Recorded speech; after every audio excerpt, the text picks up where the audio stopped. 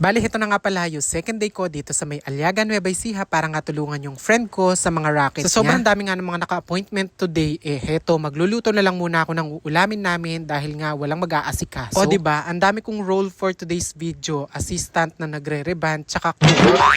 Hindi nga daw alam ng friend ko kung paano niya ako suswelduhan, ay dalawa daw yung posisyon ko. Charis. So, hi mga che, and welcome back again to my vlog!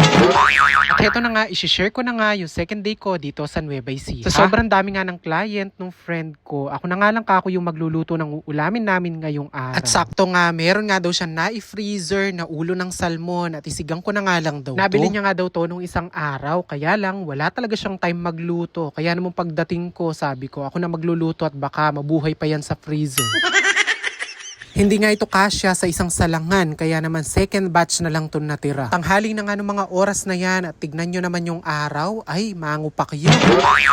Pero kahit ganun nga, walang makakapigil sa mga nagpapariban. Anyway, going back nga dito sa ating niluluto, bali una ko nilagay yung luya at papupuluhin ko nga muna to. Tapos nung okay na, nilagay ko na yung bawang, sibuyas, at saka yung kamatis. Hahaluin lang natin to ng hahaluin hanggang medyo malusaw na nga yung kamatis. Naglagay nga din pala ako ng konting paminta para may kick ng konting anghang. Request nga pala nung friend ko na lagyan nga daw to ng gabi. Aba, syempre, request niya, kailangan sundin. Puti na ka na.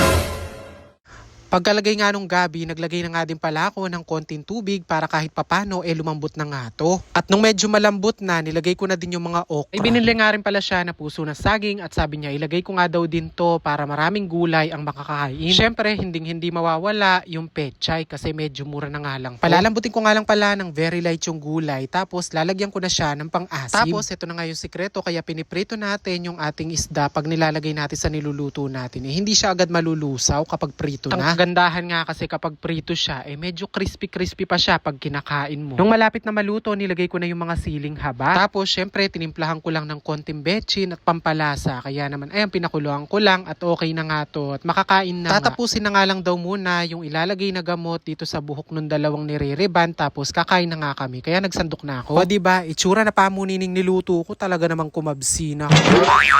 Si Precious nga, hindi ko alam. Kumakain pala siya nito. At nagustuhan niya nga yung pagkakaluto. Lawin nyo naman sinaguli. Panganay tang kabaragbaga nasi ang poining friend ko nga na rin. Dito na nga lang din pala kumain yung mga client ng friend ko dahil nga dito sa bahay na lang siya gumagawa. Aba, syempre hindi pwedeng magpahuli yung cook. Kailangan kumain din siya.